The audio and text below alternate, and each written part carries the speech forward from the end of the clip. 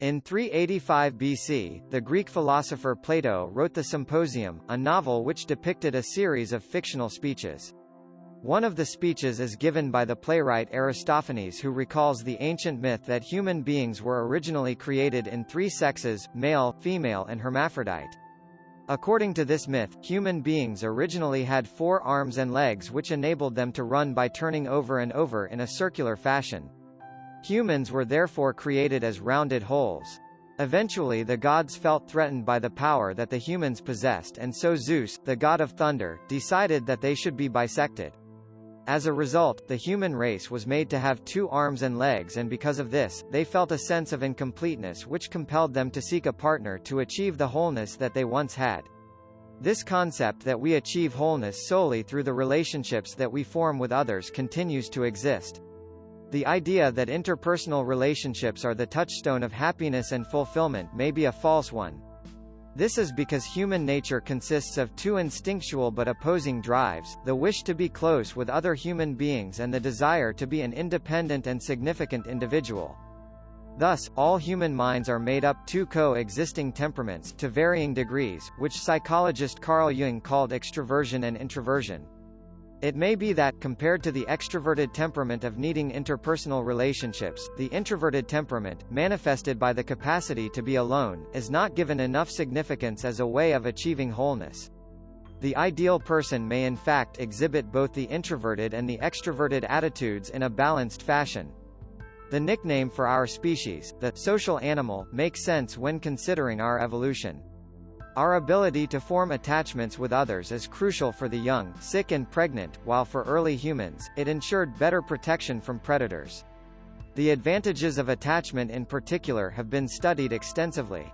The psychologist John Bowlby believed that intimate attachments are the hub around which human life revolves, and suggested that the primary need of human beings is for rewarding relationships with other human beings. Bowlby's studies showed that infants begin to demonstrate attachment behaviors around 9 months old, the time when the infant clings to their caregiver and protests if handed to a stranger. When the child is exploring, the caregiver, usually the mother, provides the child with a secure base that they can return to. Through this, a trust is built and the child learns that the caregiver can be relied upon. The child then becomes more confident in their exploration of the outside world, and even attaches themselves to external objects. This type of attachment is called secure attachment, and Bowlby suggests that the capacity to form such attachments is evidence of emotional maturity and healthy psychology. Bowlby's belief that relationships are the hub that human life revolves around ignores some key aspects of human behavior. As mentioned, a sign of secure attachment is the ability to also form attachments to objects and, in the case of adults, ideas. Human lives therefore revolve around more than just relationships, and pursuits into hobbies, philosophies, religions, ideologies and art can also become primary sources of fulfillment to people's lives. Thus, as both attachment to other human beings and external objects arise in a child with secure attachment behavior, the ability to form attachments outside of relationships is also evidence of a healthy psychology. The current cultural emphasis on the concept of finding the ideal romantic partner has only helped to cause misery.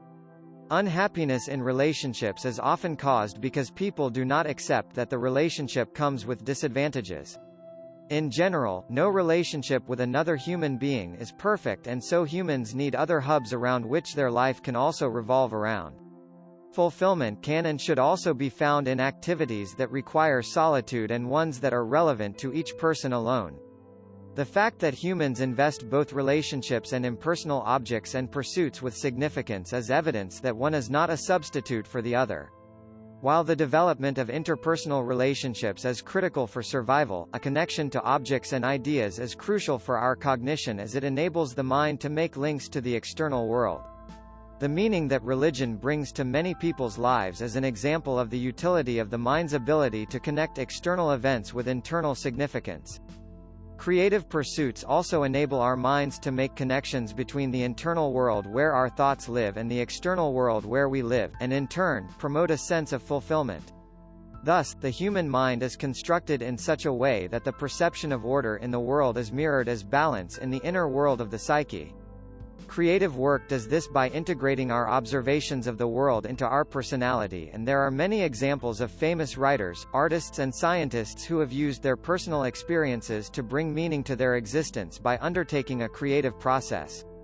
Solitude is crucial for creativity to produce a sense of fulfillment. By removing oneself voluntarily from the day-to-day environment that one is used to, an individual becomes encouraged to think about the inner depths of their being. This promotes self-understanding as, by contemplating what is going on in our minds, we learn more about ourselves and our relationship with the world. Isaac Newton, who, when forced to live in solitude because of the plague, dreamt up revolutionary ideas surrounding gravity which have pushed the collective knowledge of humankind forward. Great writers in history, such as Fyodor Dostoevsky, who experienced involuntary solitude in the form of solitary confinement, used writing as a way to bring meaning to their suffering and prevent mental collapse. Thus, if a person regards the external world as something in which they can find fulfillment through creativity, their individuality appears and their life becomes meaningful. The mathematician Blaise Pascal once said that all of humanity's problems stem from man's inability to sit quietly in a room alone. If the ideally balanced person finds meaning to his life in both his interpersonal relationships and his interests, it appears that being able to develop this ability to sit quietly in a room alone is significant. If the brain is to function at its best, we need to develop the capacity to be alone.